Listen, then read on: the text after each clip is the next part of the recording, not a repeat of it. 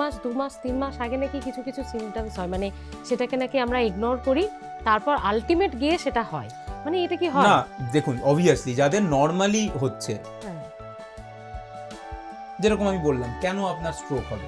Either একটা নোংরা জমেছে হ্যাঁ, অথবা বাস করেছে। হ্যাঁ। তো বাস তো আর হঠাৎ করে করবেন, আপনার প্রেশার নিশ্চয়ই বেশি থাকছিল অনেক দিন ধরে, তাহলে তাতে সেইগুলোকে ignore আপনি হয়েছে, ইগনোর হ্যাঁ। করেছেন। আপনার প্রেশার বেশি, আপনার মাথা ঘুরছে, আপনি প্রেশার চেক করাচ্ছেন না, হয়তো 10 বছর আগে কোনো একজন ডাক্তারবাবু হ্যাঁ। আপনাকে একটা ওষুধ দিয়েছিল, আপনি ওই ওটাই ওষুধটাই খেয়ে যান, আপনি আছে। চেকও করান না যে আপনার প্রেশার বাড়ছে না কমছে। সিমিলারলি আপনার লিপিড প্রোফাইল খারাপ, আপনি হাঁটাচলা করেন না, আপনার নোংরা জমছে, আপনি খেয়াল করেন না, তাহলে সেগুলো হতে পারে, সেগুলো জিনিসগুলো অবভিয়াসলি হতে পারে। হার্ট অ্যাটাক জিনিসটা যেটা আপনি বললেন, হার্ট অ্যাটাক আর স্ট্রোক কিন্তু একই রকম, জিনিসটা একই রকম। স্ট্রোক যেরকম বললাম যে ব্রেন রক্ত পাচ্ছে না, মানে ব্রেনের একটা অংশ রক্ত পাচ্ছে না, হার্ট অ্যাটাক হচ্ছে হার্টের একটা অংশ রক্ত পাচ্ছে না, মানে জিনিসটা সেম। হার্ট অ্যাটাক মানে হচ্ছে হার্টের একটা অংশ রক্ত পাচ্ছে না। একই রকমভাবে হার্টের মধ্যে যে পাইপলাইনগুলো যায়, আচ্ছা। সেই পাইপলাইনে যদি, এখানে আবার ওই ফাটার ব্যাপারটা শুধু নেই, হুম। এখানে ওই নোংরাটাই জমে, মানে একটা Blockage। ব্লকেজ আসবে, হুম। তার জন্য হার্টের একটা অংশ রক্ত পাবে না।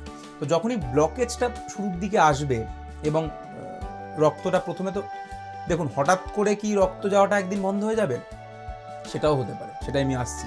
বাট নর্মালি যেটা হয় বেশিরভাগ ক্ষেত্রে যে আস্তে আস্তে কমে, মানে প্রথমে এতটা রক্ত আসছিল, এবার নোংরাটা বাড়তে থাকছে, রক্ত কম আসতে, তো যখনই রক্ত কম আসবে, আপনার হার্টের একটা অংশ কম আসবে, তখনই আপনার বুকে একটা ব্যথা অনুভব হবে, যেটাকে আমরা ডাক্তারিতে অ্যানজাইনা বলি, বুকের ব্যথা অনুভব হবে।